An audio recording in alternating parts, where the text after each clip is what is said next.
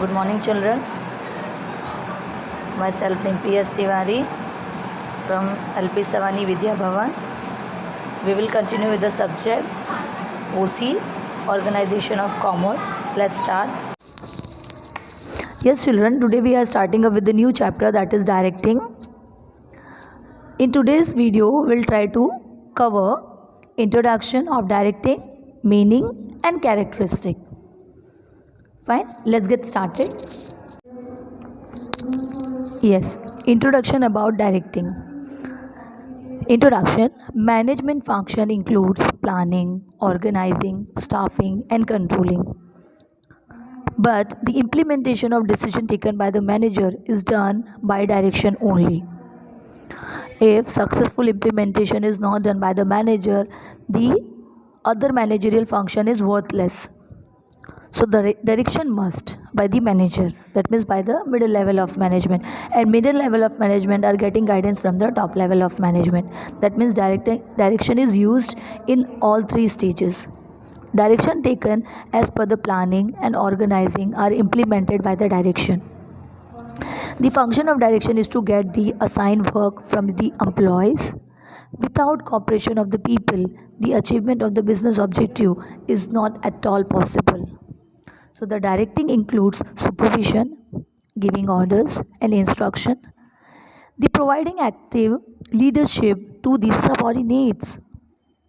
The efficiency of the employee in business depend upon the direction.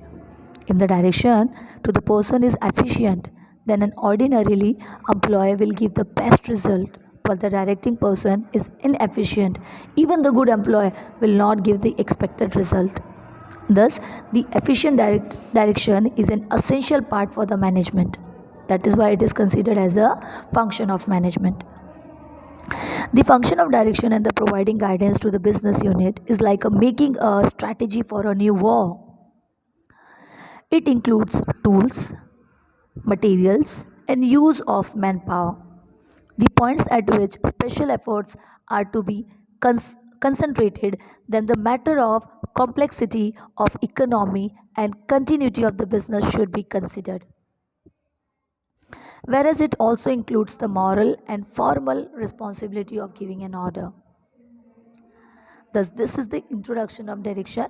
With the help of this paragraph, hope so you have understood how much direction is important in the managerial function in all three stages of business. Now reflecting the meaning.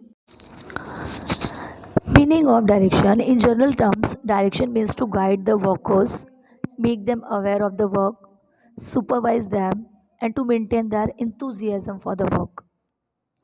Guidance given to the worker for the accomplishment of the objective is direction.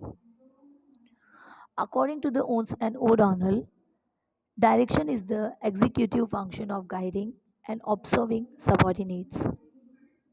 Direction is that function of management which gives order and supervises the subordinates for the accomplishment of predetermined objective. Thus, with the help of this reflected meaning, you can understood how the direction performs, guides to the worker for the accomplishment of the objective with enthusiasm. Yes, children, characteristic. The first one is goal-oriented activity. The purpose of direction is to guide and motivate the employee, which leads to achievement of business objective. Thus, direction is a goal-oriented activity. Fine. Direction is required to guide to the employee, to motivate the employee, which leads to the achievement of the business objective. Thus, the direction is supposed to call a goal-oriented activity. Then the second one for the characteristic of directing, function at every level management. As I have told you guys, direction is the function of management at all level. Top level managers direct departmental officer regarding target, policy and administrative matters. In the same manner, at the bottom level, supervisor give orders and instruction to the foreman and jobbers, while jobbers and foremen direct the worker working under their control. Thus, direction moves from top level to the bottom level of management. It flows from the top to bottom, and it present in all level of management, every three level of management. Then third one, continuous process. As long business activity will continue, the function of direction will also continue. Direction is provided to the employees regarding functions, procedure, and interpretation of policy. Thus, the direction is the continuous process. It never stops. As long as business activity continue, similarly, direction will also continue. It never stops. That is why it is concluded as a continuous process. Then fourth one, observation of the function. The purpose of direction is to see that employees are working as per the direction given to them or not. Direction is not merely the process of guiding and giving orders, but it is also the process of observing whether the work is done as per the order or instruction or not. So, whatever order or instruction given by the top level authority, they will observe the middle level of authority are implementing or not. Similarly, the middle level of management will do the same. Then, fifth one, wider scope. Scope of direction is wider. It is not merely guiding and advertising or advising to the employee, but the manager has to provide understanding of the decision and to put the efforts for its implementation.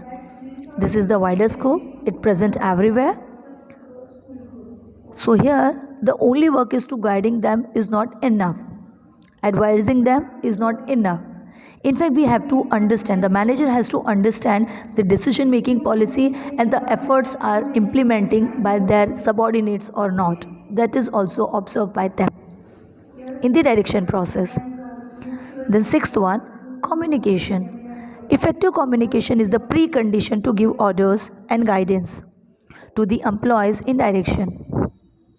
If communication process is not effective, it is difficult to give right direction to the right employee at the right time. So the communication must in a formal way, and if it is required informal, yeah, it is acceptable. While implementing the work, while getting the instruction, any communicational method is possible: oral, written, verbal, non-verbal, formal, informal. But yeah, make sure the effective work should be created at the given period of a time to the right employee at the right time. Then seventh one, motivation. It is necessary to motivate the employee in order to extract the best efforts from them. Higher authority give personal guidance to motivate the employee. Such guidance solves the problem and doubt of employee, which generates the faith in them. Therefore, they motivate to do the better work. With the help of direction, you can motivate them. After using the word, yeah, good going, excellent, you have done best, as compared with him, you are going good. So, this kind of motivational word used by the superior authority, which will be motivate to the subordinate in the direction process. Then, eighth one, flow of direction. Direction is the downward process. It always moves from the top level to the bottom level management. Top level management gives guidance to the manager of the middle level, and middle level are directing to the worker of the bottom level management. So the direction will flow from top to bottom. Then the last one is managerial function, post cop plus C. In the same POSD, D stands for direction. So direction is the part of management like various other functions such as planning, organizing, staffing, coordinating, communication and controlling. Direction is also one of the managerial function which present at every level of management. Fine. So children, we have done the introduction, meaning and characteristic of direction. Fine. If you guys have any kind of doubt related with the concept, so you can ask in your online session. Fine. By the time, revise the content. Thank you for the day, children. Bye bye.